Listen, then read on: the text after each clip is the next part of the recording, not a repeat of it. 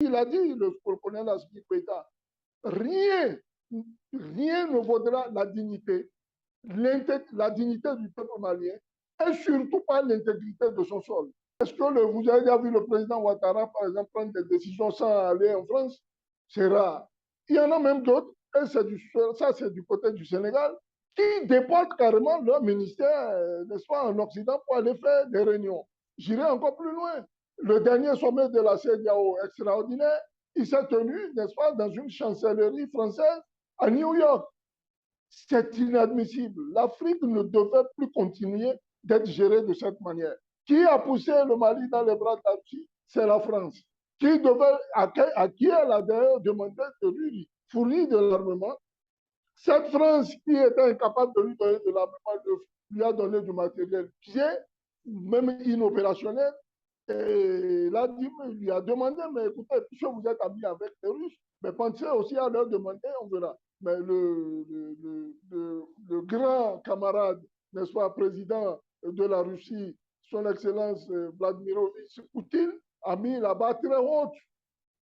Il a non seulement donné des armes, mais il a couvert le ciel aérien aujourd'hui malien, qui, de par tout ce matériel volant, assure, n'est-ce pas, un temps soit peu, ça va de manière évolutive, n'est-ce pas, l'intégrité du sol malien. C'est vous dire à quel point ces deux dictats sont totalement balayés. Et vous verrez, il y a une semaine de cela, le président malien a pris la décision de révoquer 8 des 11 accords coloniaux, dont l'alinéa 5, 6 et 7 qui sont liés, n'est-ce pas, aux problèmes militaires et géostratégiques. Donc le Mali a complètement refusé le dictat, n'est plus prêt à accepter ce genre de torchon, et c'est avec cela que nous autres panafricanistes, nous sentons souverains et appuyons le régime malien. La France, qui avait des drones, qui avait tout le matériel, n'est-ce pas, pour couvrir l'espace aérien malien, n'est jamais arrivé, n'est-ce pas, à faire un exploit. Il est arrivé d'abattre de temps à autre des rebelles, des chefs djihadistes, ils appellent ça comme ça, nous on les appelle des rebelles, mais en sachant bien sûr là où ils étaient, puisqu'ils étaient en collaboration avec eux. Allez constater aussi que cela a duré 9 ans. 9 ans, pendant lesquels le Mali n'a non seulement pas su reformer ses cadres militaires, n'a pas su se réarmer, c'est-à-dire remettre son armée en disponibilité opérationnelle, et en troisième position, aller au combat pour, n'est-ce pas, revendiquer la souveraineté de tout le territoire malien. Un Mali qui était d'ailleurs coupé en deux à partir de Kidal. Mais allez aussi comprendre que les autorités maliennes, qui sont des hommes de terrain, je veux citer le président Assimi Goïta en personne, il était, n'oubliez pas, aux portes de Kidal, avec le maréchal, le général actuel, Mahma Idriss Déby Itno du Tchad, les deux étaient aux portes de Kidal, quand la France leur a refusé de continuer le combat. Sinon, cette affaire terroriste était classée depuis 2014-2015. Donc, vous voyez, le refus de passer de l'autre côté du Mali a non seulement coupé le Mali en deux, mais il faut aller constater, comme je vous l'ai toujours dit, je vous le disais depuis l'entame de cette émission, que nous sommes face à un dictat qui avait permis, à travers des accords signés par Nicolas Sarkozy et la bande, ceux qui se revendiquent, n'est-ce pas, de la zone de l'Azawad, pour l'indépendance de cette zone-là. Ils sont sortis après, vous les avez vus sur tous les plateaux de télévision, dit qu'ils ont été trahis par la France, n'est-ce pas? Et le Mali ayant compris tous ces déboires, a décidé de mettre la France carrément en deçà de sa politique sécuritaire. Ce qui les a conduits non seulement à renvoyer l'ambassadeur, qui se mêlait de tout, il se mêlait de tout et de rien, il finançait même des groupes politiques et tout ça, il a été mis à la porte. Et mieux, toutes ces forces partant de Serval, Barkhane et Takuba, il y a eu cessation d'activité immédiate. L'Africain aujourd'hui a, parmi tant d'autres, un outil qui est celui-là d'ailleurs majeur de communication. D'ailleurs, sans vous, nous autres panafricanistes, nous ne sommes rien du tout. Vous qui êtes sur le plateau, c'est pourquoi je vous salue, n'est-ce pas, avec toutes les références données, n'est-ce pas, le travail que vous faites, aussi bien vous que la technique. Donc, sachez que sans vous, L'Afrique soit il ne se relèvera pas de ténèbres. Vous êtes on dit souvent que la presse est le troisième ou quatrième pouvoir. C'est une moquerie à la corporation. La presse est le premier pouvoir, à tout point de vue. Politique, parce que c'est eux qui relaient tout. Militaire, parce que c'est eux qui viennent propager toutes les histoires, toutes les images de guerre que nous avons. Imaginons qu'on n'ait aucune image venant de l'Ukraine, par exemple.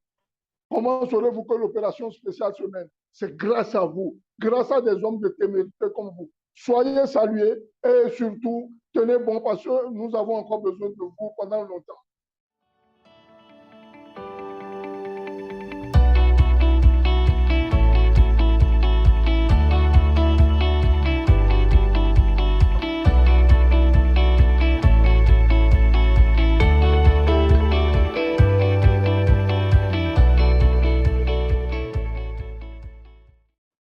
Bonjour ou bonsoir, mesdames, mesdemoiselles et messieurs, fidèles téléspectateurs, bienvenue dans ce tout nouveau numéro de Droit de Savoir que je vous invite également à liker et à partager pour nous aider à améliorer notre référencement. Désolé de vous le rappeler à tout le temps, pensez également à vous abonner pour ne plus rien manquer des programmes Teler TV. Au menu de cette interview, l'actualité africaine. Comme vous pouvez la deviner, très mouvementée, une Afrique qui se cherche, une Afrique qui se bat pour sa liberté et pour sa souveraineté. Pour en parler, j'ai le plaisir de recevoir sur ce plateau M. Souleymane Hamzat. Vous êtes président du mouvement patriotique de la jeunesse panafricaine. Bonjour et merci d'être avec nous sur ce plateau. Bonjour, cher frère Christian Perrin. Bonjour à la technique, grâce à laquelle d'ailleurs nous sommes vus aux quatre coins du monde. Bonjour à nos téléspectateurs et téléspectatrices. Bonjour à la galaxie patriotique panafricaine. En tout cas, merci de votre disponibilité pour cette interview. Alors, Monsieur Souleymane, quand j'ai dit que vous êtes président du mouvement patriotique de la jeunesse panafricaine, est-ce que c'est suffisant? Qui êtes-vous exactement pour l'intérêt de nos téléspectateurs? Est-ce que vous pouvez nous donner quelques éléments d'appréciation de l'homme que vous êtes et pour la lutte que vous menez? De manière aussi modeste, je vous parlerai avec vraiment modestie de moi. Je n'ai pas cette habitude. Mais je suis Souleymane Hamzat, Souleymane, pas de prénom, Hamzat, pas de nom. J'ai été formé en Libye, au sein de la Mataba, qui est le centre qui fut, n'est-ce pas, le centre de résistance contre le sionisme, la réaction et le fascisme. Ensuite, je suis parti de là pour l'Europe, où j'ai été formé à d'autres écoles de sécurité de manière pratique, ce qui d'ailleurs m'a permis d'être nommé à la tête d'une structure en France dénommée Protector International. Ensuite, compte tenu de ces multiples connaissances acquises dans le domaine, je me suis retrouvé, n'est-ce pas, à la sécurité d'un certain nombre de chefs d'État. On peut citer parmi tant d'autres le président Charles Taylor du Libéria, avec lequel on a épousé dans la même famille. Ensuite, vous avez le général Robert Gueye, feu général Robert Gueye de la Côte d'Ivoire, et vous avez beaucoup d'autres que je ne dirai pas ici. Et voilà comment, au niveau professionnel, j'ai pu étendre, n'est-ce pas, mes connaissances. Mais ça continue à ce jour, vu que je continue, n'est-ce pas, avec certains dont vous me permettrez de ne pas citer les noms, qui sont des chefs d'État, des ministres, des honorables députés de divers pays africains, n'est-ce pas, à travailler en commun dans le cadre de la lutte contre le terrorisme, puisque en temps, je me suis inscrit à faire des cours pour finir consultant problématique du terrorisme et spécialiste des questions de protection et de sécurité. Spécialiste des questions de sécurité parce que j'ai aujourd'hui un diplôme de formateur. Je forme des éléments à la sécurité, je les entraîne, je les mets en disponibilité opérationnelle. Je le fais dans le cadre de ma propre société, ce qui me permet aujourd'hui d'étendre, vous voyez, toute cette connaissance-là au niveau de ces hautes personnalités. Mais il faut dire que j'ai fini par, n'est-ce pas, obtenir un dernier diplôme qui est celui-là de la protection des personnalités à haut risque. Et ceci étant, je me suis dit il fallait que cela contribue à l'Afrique. D'où mon retour, n'est-ce pas, de l'Occident sur le sol africain. Et qui sait, pendant ce temps, nous avons fait, et comme nous l'avait demandé le guide de la révolution libyenne à l'époque, n'est-ce pas, non seulement d'être entraîné sur le plan militaire, mais d'avoir une connaissance générale et géostratégique de ce que c'est le monde qui, de manière continuelle, n'est pas figé. Donc, ce qui m'a amené aujourd'hui à avoir une casquette de géostratège, analyste et géostratège. Donc, voilà en dehors de ce que je peux vous dire sur mon parcours. Mais bon, je suis aussi gestionnaire de deux entreprises qui, l'une au Bénin, mais qui ne fonctionne pas, que j'ai mis en arrêt, et l'autre qui est de l'autre côté de l'Hexagone.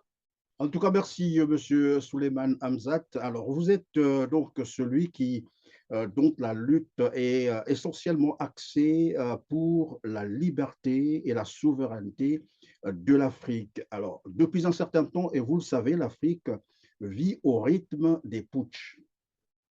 Quelle lecture faites-vous finalement de ces coups de force qui sont souvent condamnés par la communauté internationale, pour ainsi dire?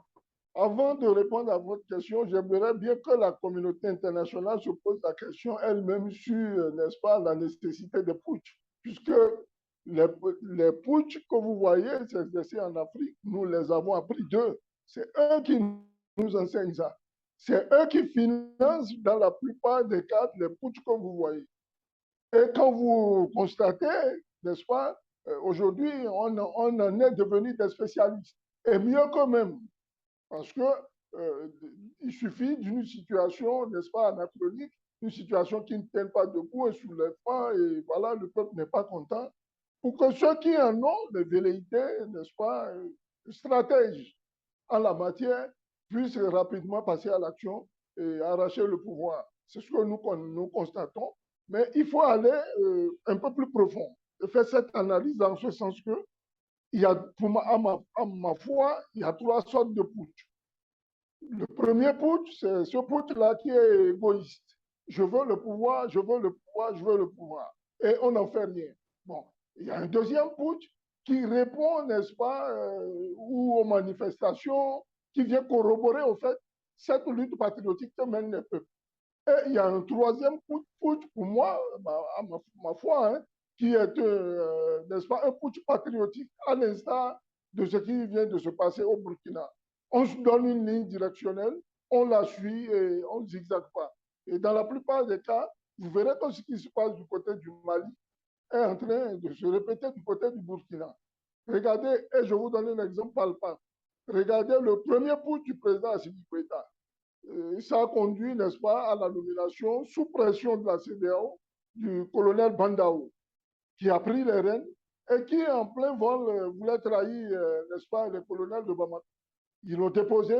C'est le même cas au Burkina avec Damiba, qui, au sein du même NPSR, qui continue d'ailleurs à ce jour, n'a pas su respecter la feuille de route qui a été aussi déposée.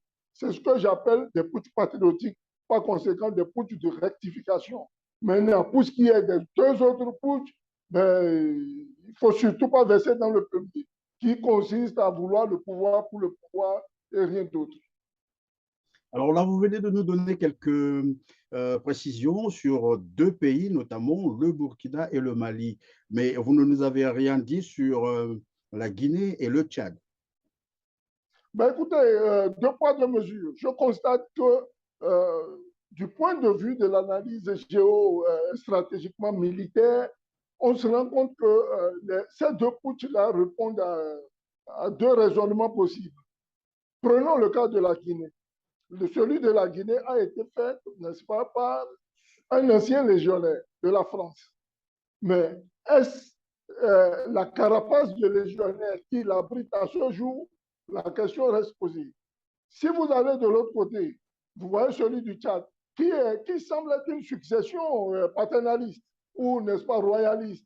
Je ne sais pas si les mots conviennent, mais on finit par se rendre compte que le pouvoir vole d'un père à un fils, ce qui n'est pas le cas de la Guinée. Mais face à ces deux coups, que dit la communauté internationale? Là, vous constaterez qu'il y a un deux poids, deux mesures. Celui du Tchad, qui est adoubée non seulement par une puissance qui se veut donneuse de leçons et qui fait en sorte que, n'est-ce pas, on nous impose cette démocratie occidentale par un diktat. Il peut être financier, il peut être militaire, etc., etc. Mais quand vous allez du côté de la Guinée, on semble avoir vu l'autre du coup des hommes armés, mais des hommes, des locodères, des hommes blancs. D'accord? Et cela prêtait tout de suite impression à ce que, ah, voilà, le coup venait de l'extérieur. Et sur une chaîne conçue à vous, je suis monté tout de suite au créneau pour dire, attention, le colonel Mamadou Doumbia était un ancien légionnaire. Il aurait peut-être dû, dans le cadre de l'exécution de ce coup, faire appel aux experts pour ne pas rater ce coup-là. Parce que vous savez quelle était quand même la composante de la garde prétorienne, n'est-ce pas? La garde républicaine de la Guinée.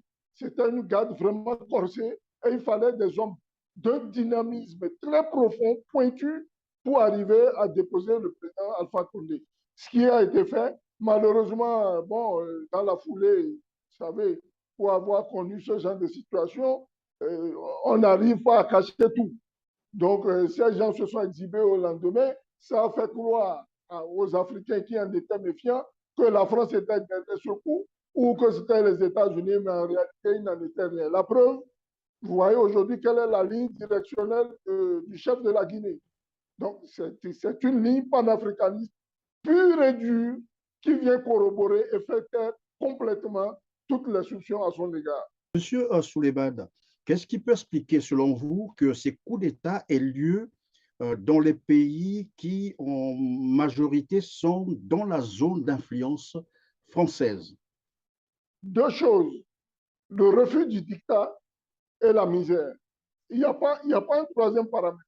Le refus du dictat parce que nous avons été longtemps assujettis, n'est-ce pas, au dictat politique. Il fallait qu'on nous impose la démocratie, on nous oblige à aller aux élections, coûte que coûte, même quand le pays est en difficulté et parfois même en insécurité totale. On nous impose des programmes d'ajustement structurel du fait que nous avons des économistes de papier. Quand je dis économistes de papier, il y avait un célèbre général de mon pays, en l'occurrence le général Mathieu Kérékou, qui les traitait d'intellectuels tarés. Donc vous vous rendez compte qu'on a une masse intellectuelle, au fait, qui ne se soucie pas, si vous voulez, du vécu au quotidien des populations. Ils ne s'y intéressent pas. Et encore moins du côté culturel et culturel, parce que vous remarquerez que l'Afrique a été pillée depuis des années. On a des centaines d'objets, des milliers d'objets d'art qui croupissent, n'est-ce pas, dans leur budget. Et vous verrez qu'il y a une frange, n'est-ce pas, une frange de la jeunesse panafricaniste, d'ailleurs, qui demande le retour de tous ces objets. Je peux vous citer le nom d'un de mes confrères combattants célèbres, n'est-ce pas, Dia Zulu Diabanga, n'est-ce pas, du Congo, qui lutte depuis des années pour que l'Afrique puisse retrouver son authenticité, voire recueillir à nouveau tout ce qui lui a été volé. Cela demande du chemin, n'est-ce pas, ça demande du temps. Les choses sont en train de se faire. Encore faille-t-il qu'on veille à ce que des copies conformes nous soient données. Alors, généralement, c'est le constat qu'on a fait après ces coups d'État. Généralement, la population, soit l'actuelle, j'allais dire la jeune génération africaine, s'en prend un peu à la France, entre guillemets, non pas aux Français comme on nous le présente, c'est-à-dire pas aux citoyens français, mais généralement, ils dénoncent la politique française en Afrique. Et cela est interprété malheureusement par les médias français comme étant une manipulation, sinon une campagne de désinformation et de manipulation de la part des puissances rivales. Est-ce que vous partagez cet avis? Pas du tout, pas du tout. Je vais toujours vous donner des exemples au fur et à mesure que nous avançons dans cette émission. Vous constaterez qu'aujourd'hui, nous sommes à l'ère des masses. Pour moi, l'ère des masses veut dire quoi? Toutes les populations que vous voyez dans les rues et qui ne revendiquent que quoi? Les 5 besoins fondamentaux. Se nourrir, se loger, se vêtir, s'instruire et se soigner. Voilà tout ce que vous demande le peuple quand vous êtes élu à la tête d'un État, pas plus. Si vous pouvez en faire plus, mais tant mieux. Mais d'abord, essayez de pallier au moins à 3 de ces 5 besoins fondamentaux. Nos dirigeants en sont incapables. Pourquoi? Parce qu'il y en a parmi eux dont la politique est dictée par l'extérieur. Je vous donne le cas de la Côte d'Ivoire. Est-ce que vous avez déjà vu le président Ouattara, par exemple, prendre des décisions sans aller en France? C'est rare. Il y en a même d'autres, et ça c'est du côté du Sénégal, qui déportent carrément leur ministère, n'est-ce pas, en Occident pour aller faire des réunions. J'irai encore plus loin. Le dernier sommet de la CEDEAO extraordinaire, il s'est tenu, n'est-ce pas, dans une chancellerie française à New York. C'est inadmissible. L'Afrique ne devait plus continuer d'être gérée de cette manière. Ça, c'est le premier point. Mais allons sur le deuxième point, celui-là qui est celui du dictat pur et dur. Ou vous suivez, ou on vous abat. Et cela est lié aux 11 accords coloniaux, n'est-ce pas, qui ont été malheureusement signés par nos aînés, nos pères, nos grands-pères, et qui aujourd'hui sont totalement révolus. Regardez, prenez le cas aujourd'hui. N'importe quel pays aujourd'hui se lève, africain aujourd'hui, en dehors de ce que, bon, on peut utiliser un franc qui est autre que celui du franc CFA, ben, ils arrivent à s'acheter des armes.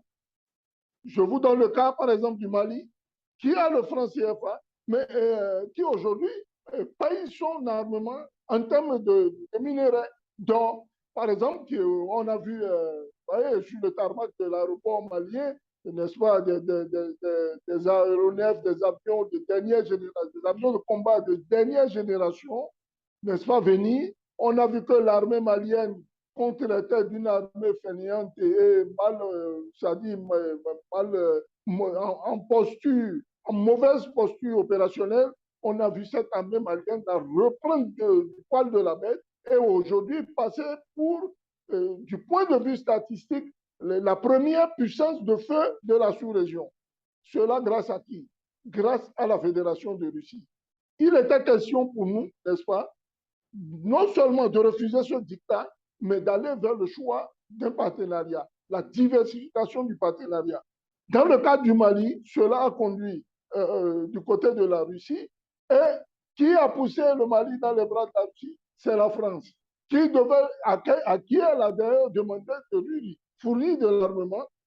Cette France qui était incapable de lui donner de l'armement lui a donné du matériel pied, même inopérationnel. Et là, il lui a demandé, mais écoutez, puisque vous êtes amis avec les Russes, mais pensez aussi à leur demander, on verra. Mais le grand camarade, n'est-ce pas, président de la Russie, son Excellence Vladimirovitch Poutine, a mis la barre très haute. Il a non seulement donné des armes, mais il a couvert le ciel aérien aujourd'hui malien, qui, de par tout ce matériel volant, assure, n'est-ce pas, un temps soit peu, ça va de manière évolutive, n'est-ce pas, l'intégrité du sol malien. C'est vous dire à quel point ces deux dictats sont totalement balayés. Et vous verrez, il y a une semaine de cela, le président malien a pris la décision de révoquer 8 des 11 accords coloniaux, dont l'alinéa 5, 6 et 7 qui sont liés, n'est-ce pas, aux problèmes militaires et géostratégiques. Donc le Mali a complètement refusé le dictat, n'est plus prêt à accepter ce genre de torchon, et c'est avec cela que nous autres panafricanistes, nous sentons souverains et appuyons le régime malien. Alors, Monsieur Souleymane, vous avez dit tout à l'heure, c'est la France qui a poussé le Mali dans les bras de la Russie, et vous nous révélez également que désormais, c'est la Russie qui assure la protection de l'espace aérien malien. Est-ce qu'on peut penser que finalement, tout ce qui se passe dans cette zone, c'est une bataille des puissances, des pays puissants, bien entendu, transposée en terre africaine? Oui et non. Oui, parce que oui, la France aujourd'hui perd des pédales. La France aujourd'hui, elle est complètement noyée, elle a la tête dans les nuages au niveau de l'Afrique subsaharienne, à travers son comportement. Et je vais vous citer qu'un seul exemple, la gestion de la crise terroriste, n'est-ce pas, au niveau du Mali. On a remarqué là, je vous parle en tant qu'ancien soldat, que la France, qui avait des drones, qui avait tout le matériel, n'est-ce pas, pour couvrir l'espace aérien malien, n'est jamais arrivé, n'est-ce pas, à faire un exploit. Il est arrivé d'abattre de temps à autre des rebelles, des chefs djihadistes, ils appellent ça comme ça, nous on les appelle des rebelles, mais en sachant bien sûr là où ils étaient, puisqu'ils étaient en collaboration avec eux. Allez constater aussi que cela a duré 9 ans, 9 ans, pendant lesquels le Mali n'a non seulement pas su reformer ses cadres militaires, n'a pas su se réarmer, c'est-à-dire remettre son armée en disponibilité opérationnelle, et en troisième position, aller au combat pour, n'est-ce pas, revendiquer la souveraineté de tout le territoire malien. Un Mali qui était d'ailleurs coupé en deux à partir de Kidal. Mais allez aussi comprendre que les autorités maliennes, qui sont des hommes de terrain, je veux citer le président Assimi Goïta en personne, il était, n'oubliez pas, au port de Kidal, avec le maréchal, le général actuel, Mahma Idriss Déby Itno du Tchad, les deux étaient au port de Kidal quand la France leur a refusé de continuer le combat. Sinon, cette affaire terroriste était classée depuis 2014-2015. Donc, vous voyez, le refus de passer de l'autre côté du Mali a non seulement coupé le Mali en deux, mais il faut aller constater, comme je vous l'ai toujours dit, je vous le disais depuis l'entame de cette émission, que nous sommes face à un dictat qui avait permis, à travers des accords signés par Nicolas Sarkozy et la bande, ceux qui se revendiquent, n'est-ce pas, de la zone de l'Azawad, pour l'indépendance de cette zone-là. Ils sont sortis après, vous les avez vus sur tous les plateaux de télévision, dit qu'ils ont été trahis par la France, n'est-ce pas? Et le Mali ayant compris tous ces déboires, a décidé de mettre la France carrément en deçà de sa politique sécuritaire. Ce qui les a conduits non seulement à renvoyer l'ambassadeur, qui se mêlait de tout, il se mêlait de tout et de rien, il finançait même des groupes politiques et tout ça, il a été mis à la porte. Et mieux, toutes ces forces partant de Serval, Barkhane et Takuba, il y a eu cessation d'activité immédiate. Et le Mali est même allé plus loin en allant demander, n'est-ce pas, à la MINUSMA, n'est-ce pas, qui commandait les troupes de l'ONU au Mali, aussi de sursoir. Mais bon, le président malien a fini par baisser la garde et accepter un an de renouvellement de mandat.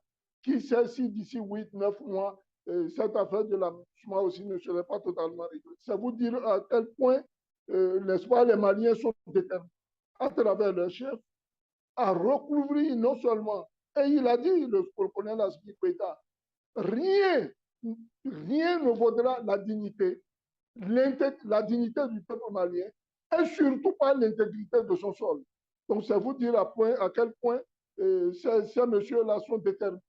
Et ils donnent du pomme à nous autres, n'est-ce pas, la jeunesse panafricaine, et ils font la fierté de l'Afrique. Mais tout à l'heure, vous avez dit qu'il y avait un oui et un non lorsque je vous posais la question de savoir si c'est une transposition de la bataille entre puissants en terre africaine. Alors, le non, c'est quoi? Le non, justement, parce que nous autres, en interne, en dehors de cette bataille qui se mène au plan international, où c'est que, bon, la France est en train de perdre son hégémonie sur l'Afrique francophone en particulier, il faut aller constater que pour nous autres qui faisons des analyses assez pointues, nous nous rendons compte que la guerre entre puissances est en train de se transposer de manière indirecte, n'est-ce pas, sur nos sols. Ce que nous ne voudrons surtout pas, c'est qu'on nous ramène toute cette ribambelle, n'est-ce pas, de sorciers fantomatiques qui ont jalonné l'Irak, l'Afghanistan, le Pakistan et toutes les guerres que vous connaissez là, qu'on nous les ramène en Afrique. Et vous voyez, la crainte elle est tellement pointue que lors d'une émission, j'ai fait savoir à la Galaxie patriotique panafricaine que le président Zelensky se plaignait, n'est-ce pas, sur le fait que toutes les armes qui lui étaient données dans le cadre de cette guerre-là ne venaient pas en Ukraine, ou pas sur le reste des armes.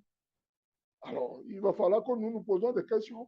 Et si mon analyse finit par se justifier, parce que je constate, n'est-ce pas, au regret, que certains nous disent qu'il y a des vols inopinés, n'est-ce pas, qui viennent de l'autre côté de la Méditerranée et qui atterrissent ici avec des cargaisons d'armes.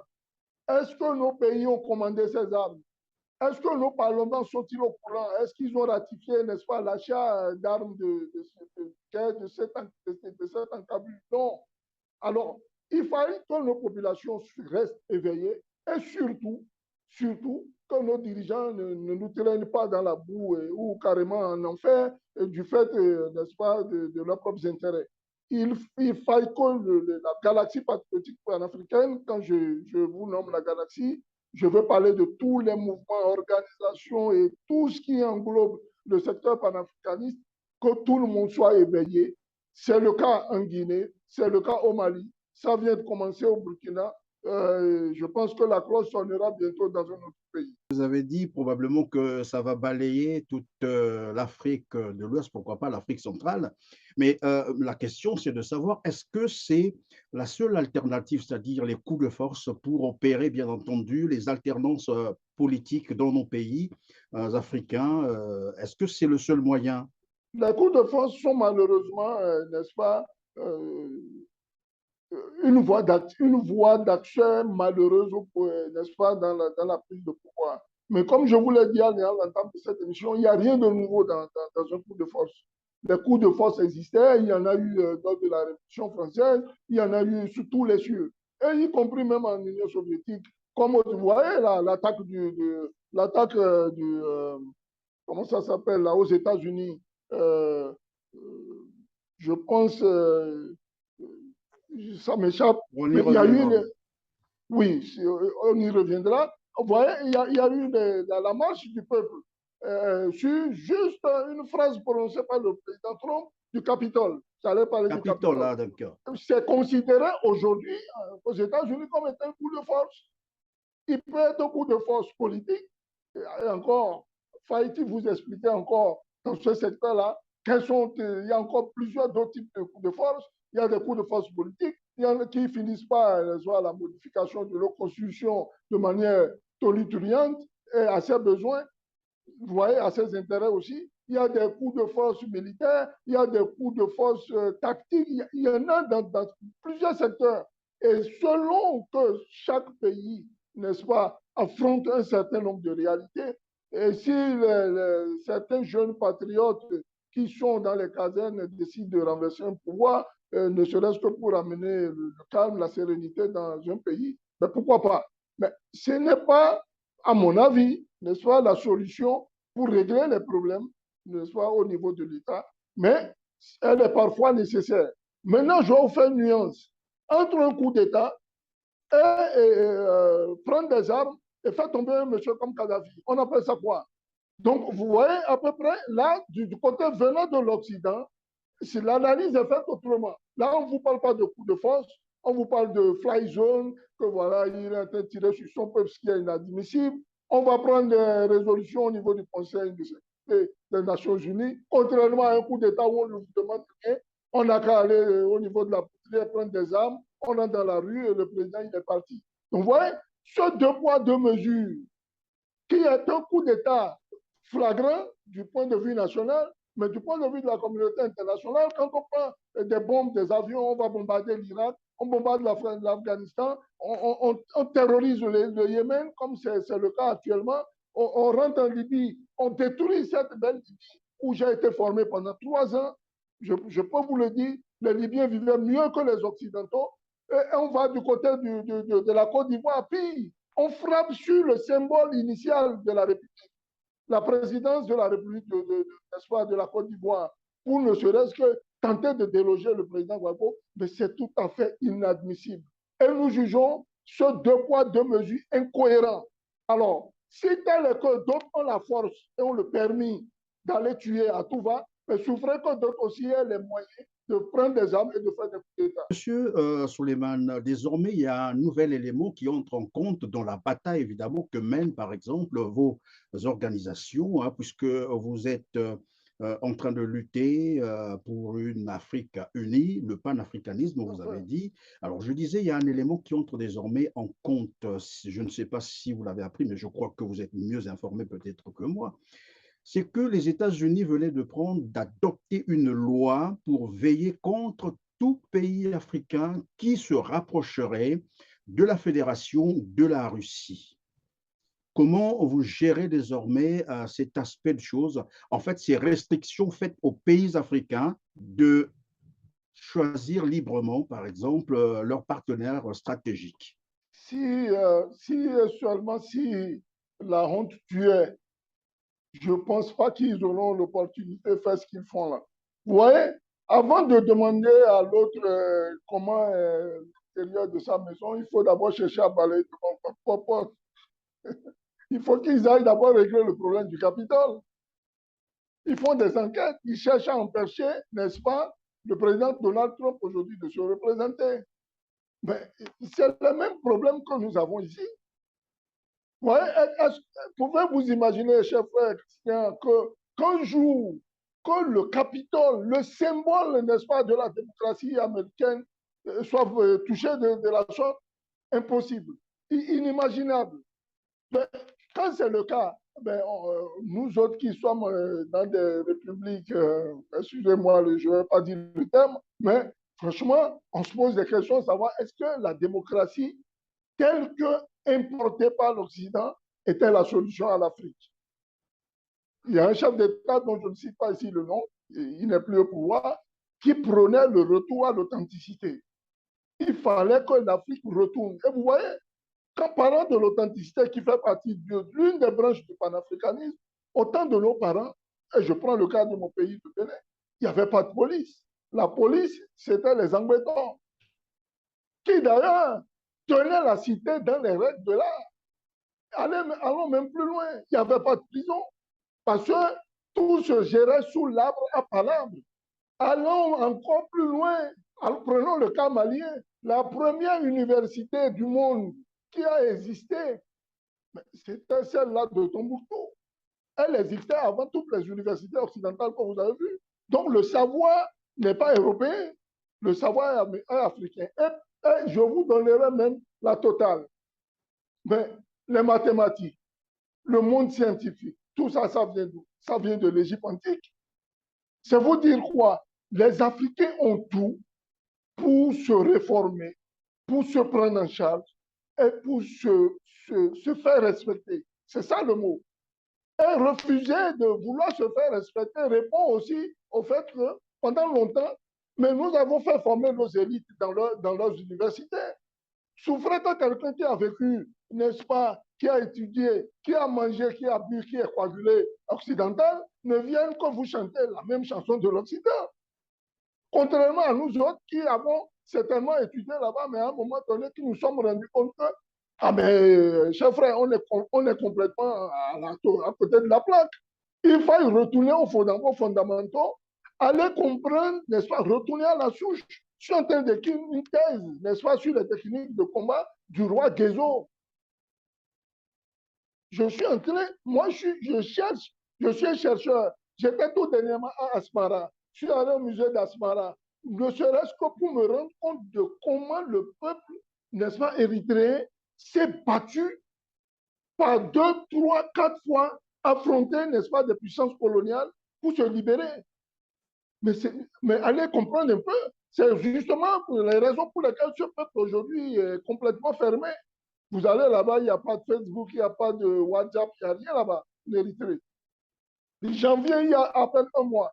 Donc, ça veut dire quoi? Je ne demande pas que, d'ailleurs, c'est cette technique-là qui me permet de vous voir à la minute. Je ne souhaiterais surtout pas que nous nous mettons en autarcie, mais que nous profitons, et c'est ce que fait aujourd'hui la galaxie patriotique panafricaine. On nous avait empêché d'aller sur des plateaux de télévision, mais aujourd'hui, nous avons des télévisions même en ligne. On nous a empêché de lever la voix. Facebook, WhatsApp, c'est pas autre chose, autre TikTok et autres, n'est-ce pas, le ZK russe, nous ont permis aujourd'hui d'avoir une autre manière de communication qui d'ailleurs va plus vite, 4, 5 fois plus vite que les chaînes, n'est-ce pas, régaliennes. C'est vous dire quoi? L'Africain aujourd'hui a, parmi tant d'autres, un outil qui est celui-là d'ailleurs majeur de communication. D'ailleurs, sans vous, nous autres panafricanistes, nous ne sommes rien du tout. Vous qui êtes sur le plateau, c'est pourquoi je vous salue, n'est-ce pas, avec toutes les références données, n'est-ce pas, le travail que vous Merci. faites, aussi bien vous que la technique. Donc, sachez que sans vous, l'Afrique ne se relèvera pas de ténèbres. Vous êtes on dit souvent que la presse est le troisième ou quatrième pouvoir. C'est une moquerie à la corporation. La presse a le premier pouvoir, à tout point de vue. Politique, parce que c'est eux qui relaient tout. Militaire, parce que c'est eux qui viennent propager toutes les histoires, toutes les images de guerre que nous avons. Imaginons qu'on n'ait aucune image venant de l'Ukraine, par exemple. Comment saurez-vous que l'opération spéciale se mène? C'est grâce à vous, grâce à des hommes de témérité comme vous. Soyez salués et surtout, tenez bon parce que nous avons encore besoin de vous pendant longtemps. Alors, Monsieur Souleymane, est-ce que tout à l'heure nous parlions donc de la loi adoptée par les États-Unis pour surveiller les pays africains qui voudront s'allier à la Fédération de la Russie? Pour vous, est-ce une insulte, une infantilisation de l'Afrique? Une grosse insulte et une infantilisation de l'Afrique. Pourquoi c'est une insulte? Parce qu'on se moque de notre intelligentsia. On nous croit incapables de gérer. On veut nous imposer un dictat. Et de d'autre part, mais on peut, je vous ai donné le cas du Mali qui avait sa première constitution, qui a même créé une république. L'Afrique aujourd'hui demande, demande à aller vers une renaissance authentique. C'est le cas du Mali. Vous voyez, ils ne s'empressent pas sur la réécriture d'une constitution.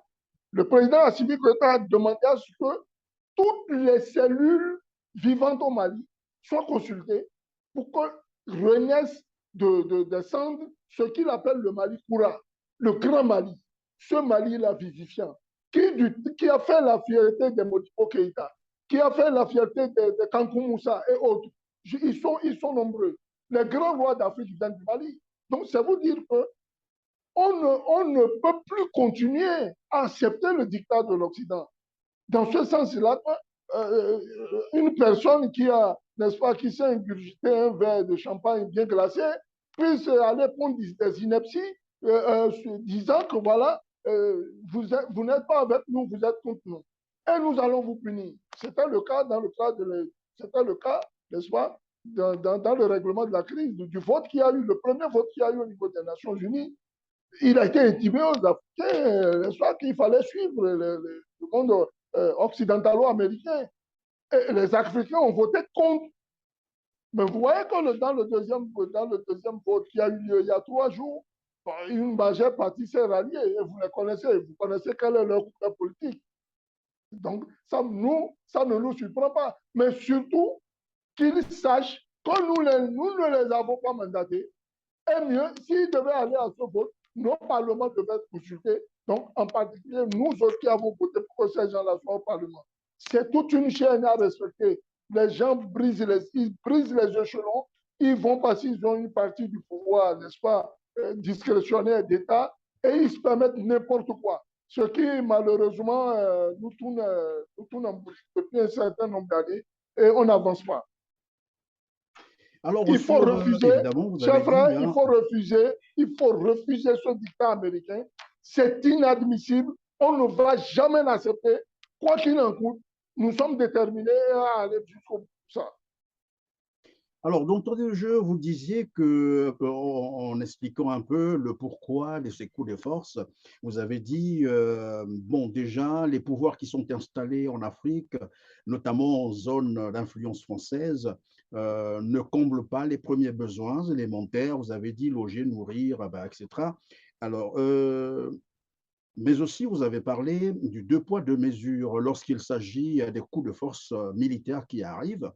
Alors, moi, ma question, c'est de savoir quelle lecture faites-vous des organisations internationales, sous-régionales, bien entendu, qui interviennent bien après ces coups de force, sachant qu'avant ces coups de force, parfois, il y a des manifestations pacifiques, des populations qui réclament un certain nombre de choses, les droits sociaux, par exemple, mais qui n'ont jamais été finalement satisfaits.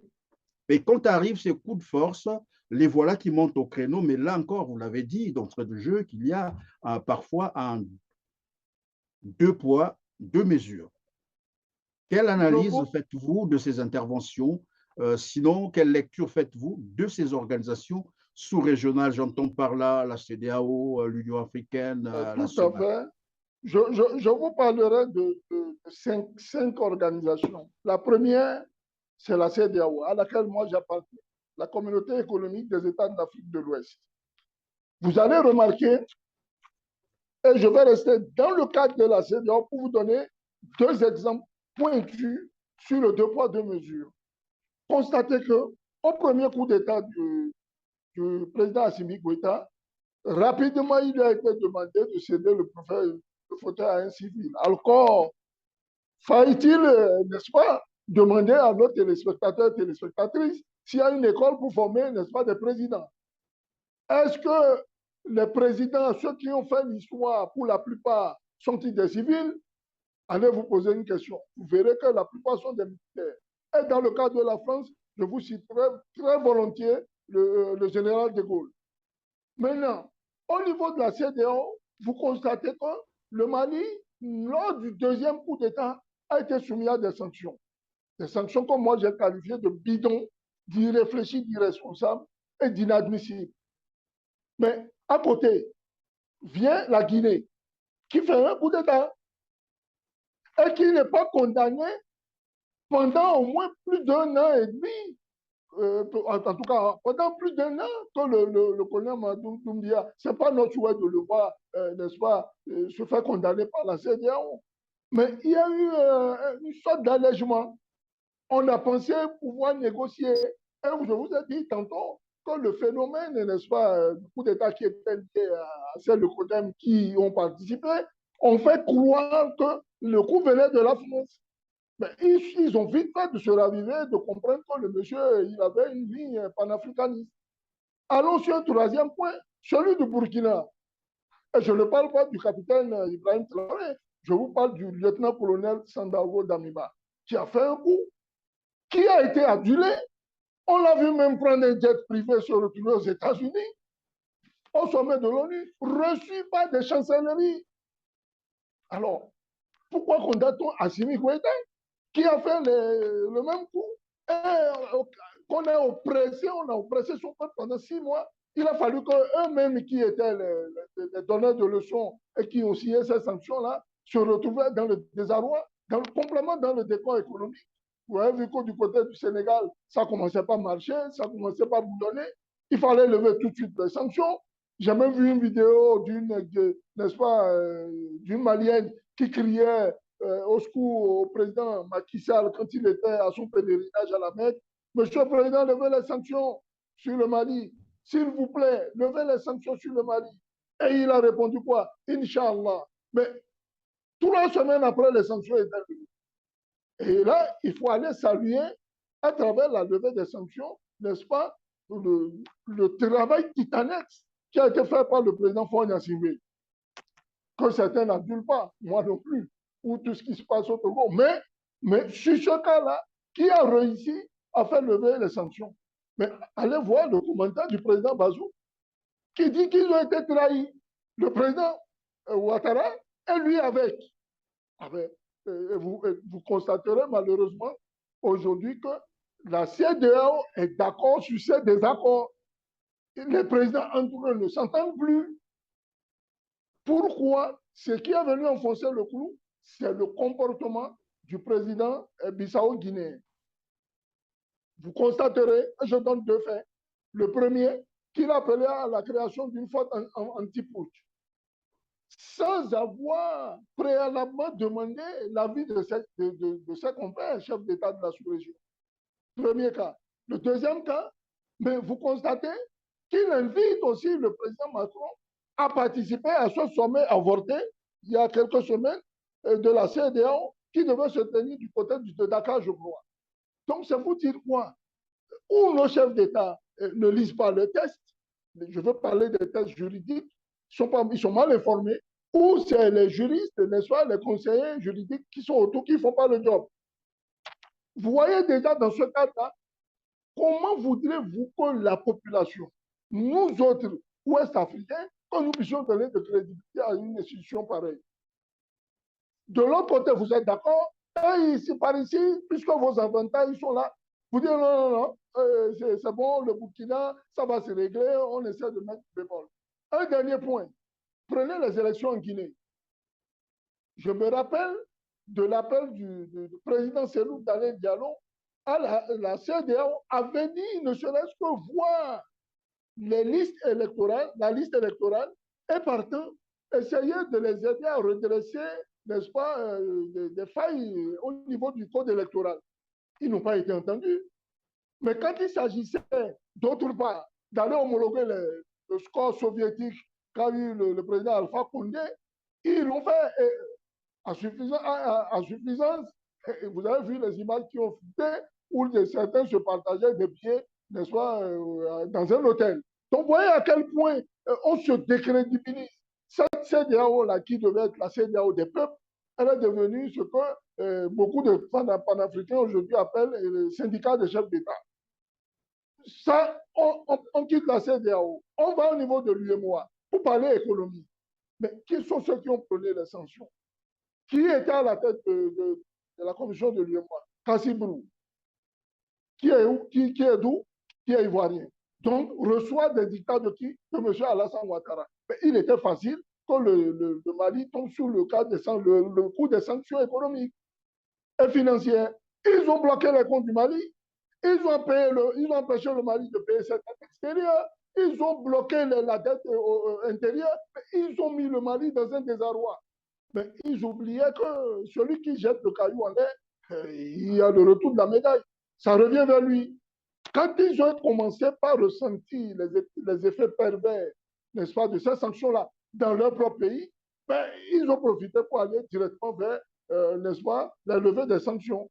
Mais derrière la levée des sanctions, il se cachait une troisième opération, celle-là que vous voyez et qui fait tabou aujourd'hui, celle de ce qu'on appelait la ribambelle de mercenaires qui sont gardés du côté de Bamako.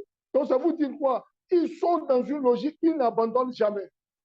Au lieu d'aller dans le sens des populations, ils vont dans le sens de leurs intérêts. Mais ce qui est encore triste, c'est le comportement de l'Union africaine. Cette union-là, qui non seulement refuse, n'est-ce pas, de s'auto-gérer, de s'auto-financer et de se faire respecter. Le siège même est construit par des nations, pas des nations étrangères. Les salaires payés sont payés sur la base de l'argent qu'envoie l'Union européenne, la Chine et la Fédération de Russie, voire même les États-Unis. J'ai donné un exemple. L'Afrique regorge de matières premières de premier ordre. Je prends deux cas, le pétrole et l'or. Quand vous prenez le pétrole, je suis à côté du Nigeria ici. Admettons que le Nigeria donne 0,001% de sa rente pétrolière à l'année. Vous pensez que ça paye les salaires des cadres de l'Union africaine? Oui, bien sûr, oui. Pourquoi pas? Et combien de pays ont du pétrole comme ça en Afrique? Elles sont incapables de mettre de côté ne serait-ce que, je dis bien 0,001. Maintenant, allons du côté de l'or. Mais un pays comme le Mali, c'est reconnu, c'est la première nation qui extrait le plus de minerais en dehors de l'Afrique du Sud et du Burkina. Mais pourquoi ne pas demander au Mali, dans le cadre de l'Union africaine, de donner ne serait-ce que 0,001? Et le Congo démocratique, il y en a beaucoup pour financer ne serait-ce que les sommets, réorganiser, n'est-ce pas, au niveau de l'Union africaine, la machine, cette machine-là de guerre qui vise à nous donner une certaine fierté. Et ils sont là, ils sont tapis sur on ne sait pas quoi, ils font on ne sait pas quoi, et l'Afrique s'enfonce de jour en jour. Mais si souffrez pas, si vous avez une femme qui est belle, vous ne l'entretenez pas, que le voisin s'en occupe.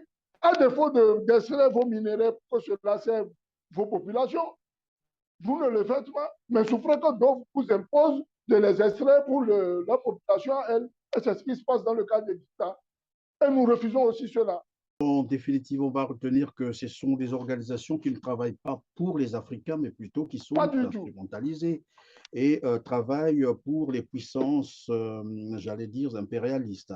Alors, monsieur Souleymane Hamzat, nous allons terminer par cette question et probablement qu'on reviendra prochainement pour d'autres questions aussi brûlantes. C'est le discours du colonel Abdoulaye Maïga à la 77e Assemblée générale de l'ONU, un discours que les Africains ont bien accueilli, mais évidemment, il y a toujours des divergences. Il y a ceux qui pensent que c'était trop direct, c'était trop fort, les mots étaient trop durs, bon, on n'a pas usé un peu de langage diplomatique. Vous, quelle analyse faites-vous de ce discours? Avant de faire une analyse de ce discours, je voudrais répondre à ceux qui pensent que le discours est fort. Je les convie à aller analyser le discours du président Macron quand il nous traite d'hypocrite par rapport à la crise ukrainienne. Est-ce que le mot est fort? Si le mot n'est pas fort, je vais augmenter le volume. Donc, c'est vous dire quoi? Qu'il commence d'abord par analyser la manière dont les gens nous insultent. Et c'est justement le refus de nous faire insulter qui nous amène à prendre des dispositions. Pour revenir à votre question, vous voyez, c'est malheureux de constater que la France refuse, n'est-ce pas, de changer sa politique.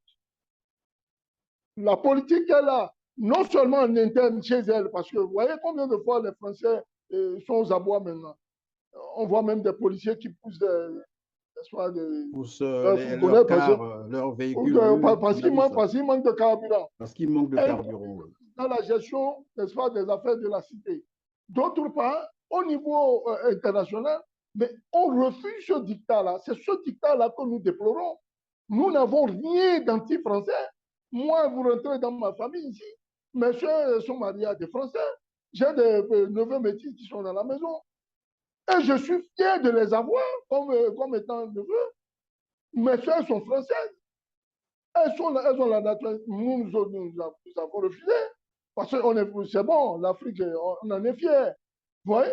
Mais on refuse ce dictat-là de l'oligarchie française qui veut nous imposer comment poser nos matelas, comment porter nos costumes ou nos abacos, comment manger et comment vivre. Non. Et cela s'impose à nous, n'est-ce pas, de manière beaucoup plus néfaste de nos jours. Chers frères chrétiens, imaginez-vous qu'on veut imposer à la population africaine, celle-là qui avait la croyance à l'origine, n'est-ce pas, l'homosexualité. Allez sur Facebook, pointez un truc sur, n'est-ce pas, écrivez seulement un mot, excusez-moi le terme, PD ou machin ou homosexualité. Vous êtes rayé automatiquement. Donc, il y a là un devoir aussi de mesure. Ceux qui nous parlent de la liberté d'expression, c'est ceux-là qui nous censurent aujourd'hui.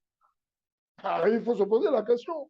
Maintenant, sur le cas de la coopération au niveau bilatéral, mais qu'on nous laisse choisir quand même nos partenaires. Nous avons le droit d'aller vers n'importe quel partenaire. Et si je vous prends le cas du Mali, il n'y a pas que la Fédération de Russie qui est. Le Rwanda vient en appui militaire au Mali.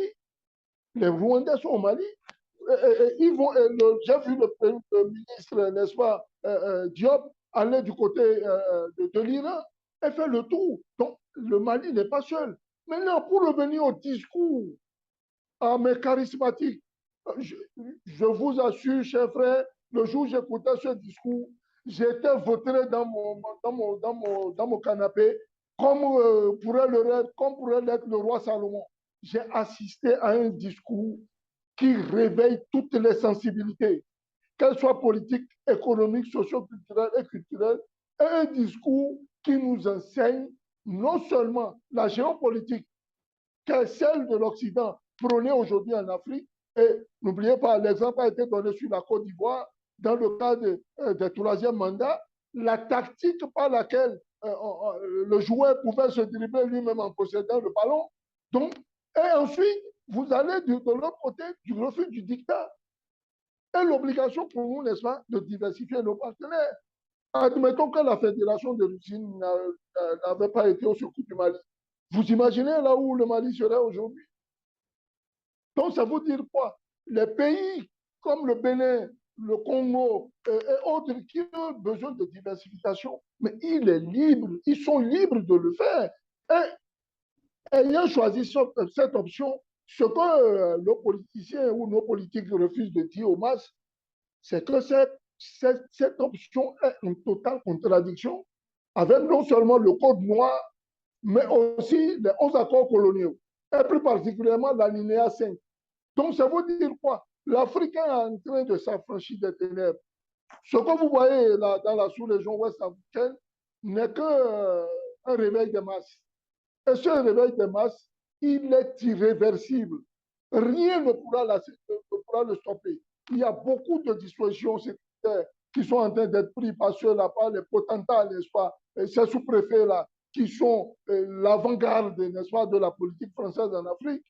Mais toujours est-il que quand l'heure sonne, le peuple sait prendre ses responsabilités et bouter ces gens-là dehors. Ça a été le cas du président Compaoré, ça a été le cas du président Christian Dabouré qui tergiversait, qui ne pouvait pas avancer, ça a été le cas du président Ibeka, et ce sera certainement le cas d'autres qui ne voudront pas aller dans, n'est-ce pas, le sens des aspirations du peuple.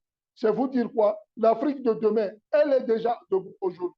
Et celle de demain, elle est déjà encore plus debout de par nos enfants. Parce que nous autres, nous sommes pacifistes.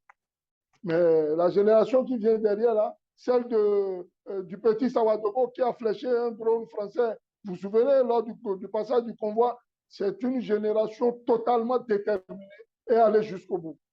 Nous voulons une Afrique libre, indépendante et prospère. Elle ne pourra se faire que par nous-mêmes, les fils de l'Afrique, et pour nous-mêmes. Rien d'autre.